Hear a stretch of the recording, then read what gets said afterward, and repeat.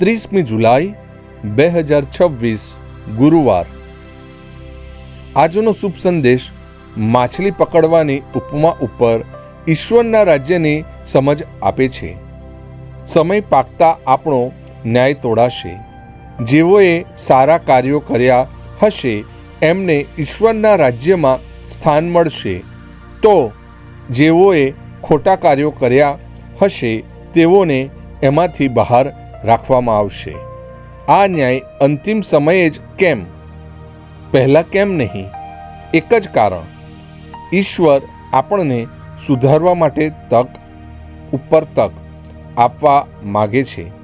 ગઈકાલ કરતાં આજે થોડું વધારે સારું જીવન ન જીવતો કે જીવતી હોવ તો આવતીકાલે સુધરીશ એવો ફાયદો કોણ માને? આ મારો અંતિમ દિવસ છે એમ સમજીને હર પળે સારામાં સારું જીવન જીવતો કે જીવતી રહું।